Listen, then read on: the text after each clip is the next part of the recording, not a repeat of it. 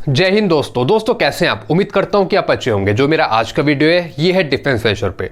दोस्तों कुछ मैं आपको 13 पॉइंट समझाना चाहूँगा। मेरे पास एक इमेज व्हाट्सएप के थ्रू शेयर हुई थी, इसमें काफ़ी अच्छे पॉइंट है जवानों के लिए, पेंशनर्स के लिए, तो वो मैं आपको समझाना चाहूँगा। भूतपूर्व सैनिकों के लिए अति आवश्यक सूचना, 13 पॉइंट है। पहला पॉइंट, जिन्होंने सेना में या डीएससी में 13 वर्ष 9 मास दिन सेवा की है उन्हें सर्विस पेंशन मिल सकती है, यानी जिनकी शॉर्ट सर्विस है।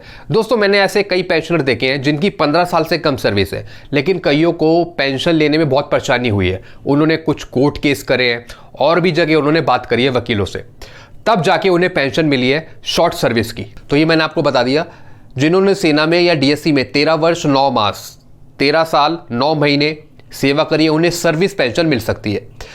दूसरा पॉइंट, अगर आपको डीएससी ने 10 वर्ष बाद घर भेज दिया है और आप लो मेडिकल कैटेगरी में हो तो आपको डिसेबिलिटी पेंशन भी मिलेगी, यह भी सही बात है। तीसरा पॉइंट, जो सैनिक सिपाही हवलदार यानी पीबीओआर 1/1/2006 व 1/9/2008 के बीच रिटायर हुए हैं उन्हें एमएससीपी 3rd का लाभ मिलेगा और पेंशन में बढ़ोतरी होगी।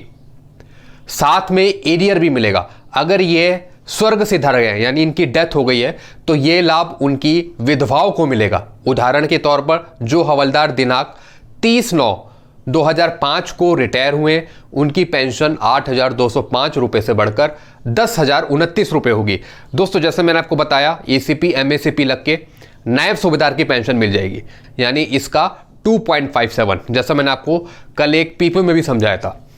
आगे चलते हैं। चौथा पॉइंट, जो सूबेदार 30 वर्ष की सेवा करने के बाद दिनांक 30/9/2005 को रिटायर हुए हैं और 20% डिसेबिलिटी पेंशन ले रहे थे उनकी पेंशन 950 से बढ़कर राउंडिंग करके 9,460 रुपये प्रति मास होगी, यानी इससे बढ़कर इतने रुपए हो जाएगी। आगे चलते हैं।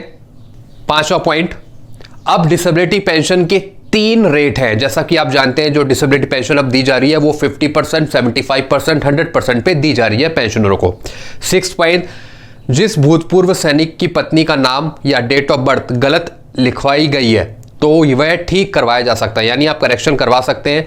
अगर किसी की पत्नी का नाम, बच्चे का नाम गलत हो रखा है उसके लिए आपको अपने नज़दीकी सोल्जर बोर्ड में जाना पड़ेगा अपने डॉक्यूमेंट के साथ, वहाँ से वो आगे कार्रवाई करेंगे रिकॉर्ड ऑफिस के थ्रू। तो आपको सबसे पहला क्या करना है काम, अपने सोल्जर बोर्ड जाना है अपने डॉक्यूमेंट लेके, बाकी प्रोसेस सोल्जर बोर्ड करेगा।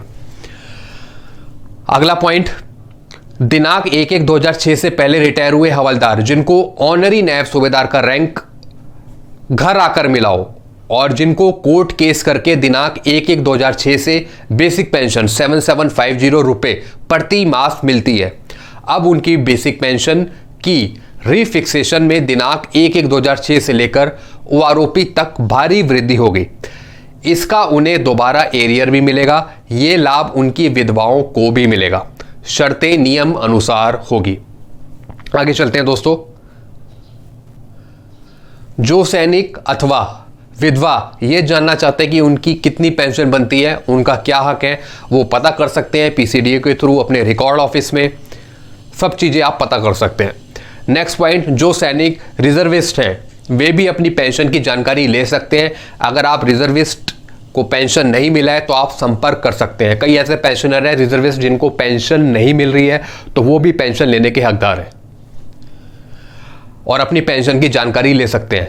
अगला पॉइंट, युद्ध में घायल व लड़ाई के दौरान घायल हुए सैनिक और उनके आश्रित निर्भर अपने अधिकारों के बारे में भी जान सकते हैं, यानी जो सैनिक है वो घायल हो गए हैं, किसी वॉर इंजरी है या कोई और दिक्कत है तो उसके रिगार्डिंग कोई इन्फॉर्मेशन है पेंशन से रिलेटेड उनके घर वालों के लिए, तो वो जानकारी भी आप ले सकते हैं। अगला पॉइंट, जिन सैनिकों की लड़की विधवा हो गई हो तो ये फैमिली पेंशन की हकदार है, उसे फैमिली पेंशन मिल सकती है। तो अगर कोई सैनिक है उसकी लड़की विधवा हो गई है तो अगर उसके लिए भी फैमिली पेंशन देनी है तो वो भी रूल के अकॉर्डिंग अपनी पेंशन ले सकती है। अगला पॉइंट, जिन पूर्व सैनिकों की लड़की का तलाक हो चुका है तो उसको भी पेंशन मिल सकती है, यानी ये आ गई window daughter, divorcee daughter unmarried daughter, वो भी फैमिली पेंशन के लिए एलिजिबल है। तो इसके बाद क्या कार्यवाही है, अगर उसकी डेथ हो जाती है तो उसकी क्या कार्यवाही है, इसके लिए आप कांटेक्ट कर सकते हैं, या तो मेरे से कांटेक्ट कर सकते हैं या फिर PCDA स्पर्श के थ्रू भी आप कांटेक्ट कर सकते हैं। नेक्स्ट पॉइंट, हवलदार रैंक तक 50,000 रुपये 2 लड़कियों तक शादी में मिल सकते हैं, या अगर किसी की हवलदार रैंक है तो उसको भी 50,000 रुपये तक मिल सकता है। अगर लड़कियों की उसकी शादी है तो उसके रिगार्डिंग भी उसकी हेल्प हो सकती है। तो दोस्तों ये मैंने आपको कुछ चीज़ें बताई, ये मेरे पास शेयर हुई थी। इसके रिगार्डिंग आपको और कुछ पूछ रहा हूँ तो आप कमेंट कर सकते हैं। वीडियो अच्छा लगता है तो वीडियो को लाइक करें, चैनल को सब्सक्राइब कर सकते हैं। Thank you so much.